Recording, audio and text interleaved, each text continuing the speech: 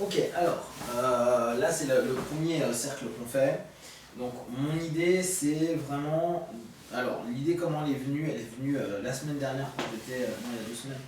Quand je suis allé faire ma carte d'identité, je croise une dame qui m'a fait ma carte et qui, à un moment, on me dit pourquoi tu veux t'appeler Planck. Et je dis oh, bah, c'est parce que je suis des trucs divers.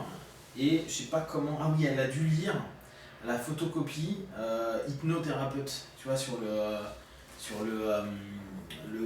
constat qu'on avait fait. Ah oui, sur le papier, oui. Sur le papier. Et alors, rien à faire, vous faites de l'hypnose, blablabla, donc on parle un petit peu. Et en discutant, je me disais, elle a déjà vécu des séances d'hypnose, et tu sentais qu'elle avait envie de parler et de poser des questions. Toi, autant sur sa problématique qui n'a pas avancé, elle me dit il y en a une qui a avancé, l'autre n'a pas avancé, j'aimerais bien un peu capter pourquoi éventuellement, etc. Et je me suis dit, ça serait bien de faire un cercle régulier avec des personnes qui ont vécu des sessions ou qui sont en réflexion sur eux ou qui ont une problématique X ou Y. Et pas dire, on n'est pas du tout dans une session collective de thérapie ou autre, mais qu'avec différents intervenants par rapport à des choses qui ont peut-être simplement stressé, gêné, dérangé, etc., on puisse orienter vers des questions, donc des réflexions qui puissent donner une perspective peut-être, je ne dis pas qu'on y arrivera nécessairement, mais ouvrir une perspective de réflexion pour la personne. Sans avoir nécessairement à lui dire c'est ça ou c'est ça, c'est juste, mais tu as déjà pensé à ça, comment tu as vécu ça, et en faisant parler la personne, lui permettre peut-être d'ouvrir des choses. Tiens, comme on peut le faire dans une session ordinaire plutôt basée question, ou donc questionsophie, dans cette idée de dire ok, avec la question, tu peux toi-même te reposer la question qui t'est proposée, donc en effet miroir, et donc prendre initiative sur ta propre réflexion, ta propre problématique. Quand quelqu'un va avoir un hypno, on en parlait hier avec Jimmy, j'ai vu Jimmy hier, on a mangé ensemble hier soir, et on parlait du fait, j'ai fait une vidéo ce matin un peu sur ça, sur le côté un peu directif quoi.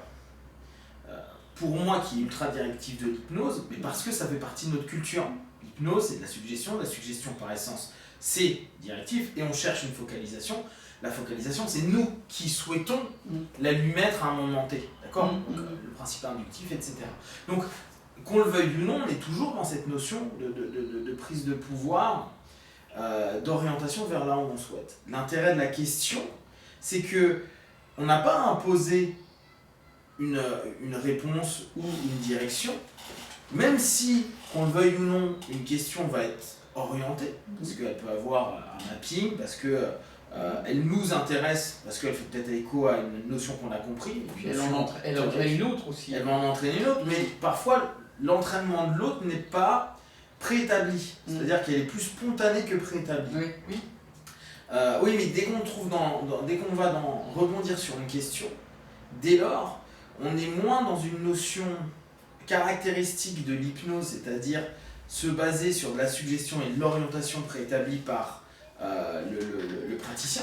Et c'est d'ailleurs moi sur ce quoi j'insiste quand on est praticien, c'est de dire vous avez votre posture et il est hyper important de savoir que vos questions elles vont dans un sens. On ne pose pas des questions pour rien. Ça peut paraître fouillis au départ, puis petit à petit on se dit putain il m'emmène là, puis il m'emmène là, putain il m'emmène là. Et là on se dit ah ouais c'est pas con. Là dans un cercle ce qui m'intéresse c'est plus dire voilà, montrer qu'on est moins sur cette notion directive.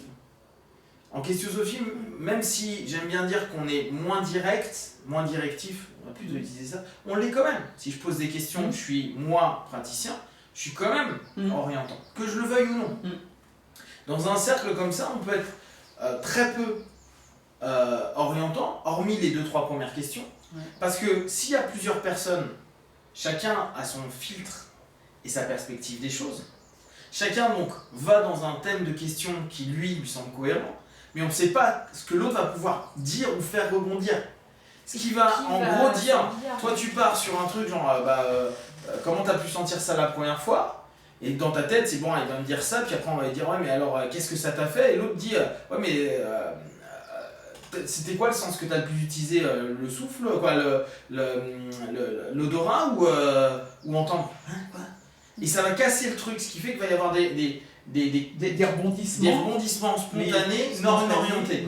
Alors, à savoir que le cadre n'est pas un cadre de thérapie, c'est un cadre de réflexion thérapeutique, un cadre de vraiment de cercle de réflexion. Et je vous parle thérapie, mais on peut parler très bien, on parle alors un peu boulot, on peut parler boulot, on peut parler orientation pro, on peut parler... Ça n'a pas d'importance. L'idée, c'est de pouvoir montrer, marquer que la structure de la question, c'est quelque chose qui, certes, même si elle est orientée, peut l'être beaucoup moins qu'un principe de suggestion, encore qu'elle soit directe ou indirecte, dans le monde de l'hypnose, et que elle permet à notre partenaire, on est vraiment dans la maïotique, d'avoir, de laisser naître la réponse, une réponse, qui peut être parfois un évitement. Après, c'est à nous de l'observer, de voir, et puis ça dépend un peu notre background derrière. Tu peux avoir une réponse, genre, bah ouais, je sais, je le fais. Ouais, mais c'est une non-réponse à ce moment-là. Ok, c'est pas grave. Ou ça peut nous permettre de rebondir sur une autre question et ainsi de suite pour permettre à l'autre de commencer à éclore quelque chose qui est plus juste pour lui. Donc les cercles, en fait, pour moi, c'est venir avec une problématique, une réflexion, etc. Moi, j'entame un petit peu quelques questions et au bout de 3-4 questions, 3-4 réponses, tout le monde intervient. Alors, simplement, je vous demande, voilà, on lève juste quoi, on dit tiens, là, je vais vous poser une question. Et ce qui est intéressant, c'est que à la limite, vous pouvez en poser 2, voire 3, mais pas trop. En fait, 1, 2, c'est bien pour laisser à l'autre qui peut-être va poser autre chose. Pour permettre à la personne qui est en train de vivre sa session questionosophique à ce moment-là, ce cercle, de se dire ah ouais, ah bah tiens, j'avais pas pensé à ça, ou etc. Créant dès lors juste une ouverture. Donc, ça, c'est vraiment l'objectif, le cœur des cercles questions. Et je pense qu'il y a vraiment... Bon, après, on peut se rendre compte de l'impact de la question, il y a plein de choses derrière à prendre en compte. Mais là, dans un premier temps, c'est ça. Après, on verra si on en fait... moi, j'aimerais bien en faire régulièrement pour qu'on puisse vraiment voir ce que ça fait éclore chez les personnes. Et plus on aura des groupes importants, parce qu'à un moment ou un autre, je n'ai aucun doute qu'on aura des groupes importants, plus on va... Qu'est-ce qui te fait rire? Je m'étouffe, j'ai pas rien. Qu'est-ce qui te fait rire? Mais je ne riais pas, c'est juste physiologiquement. Qu'est-ce qui te fait t'étouffer? C'est peut-être les groupes importants qui, au fur et à mesure des années, ça, pour l'instant, c'est... De temps à autre.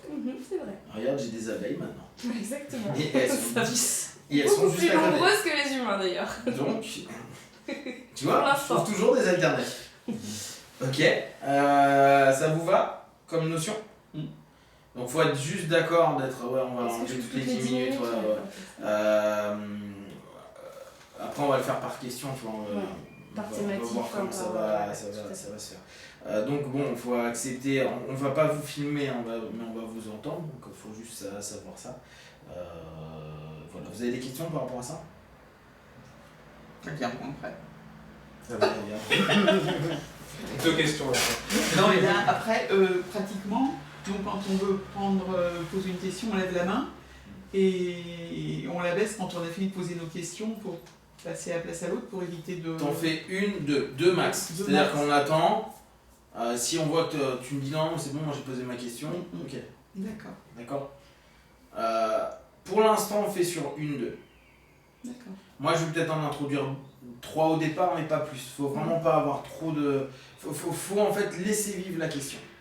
D'accord? Donc pensez bien, à partir du moment où la question n'est plus raisonnée comme on peut le faire dans un cadre thérapeutique ou un cadre marketing ou un cadre business et autres, elle est moins orientée, donc elle peut interrompre des patterns ou créer des perceptions non prévisibles.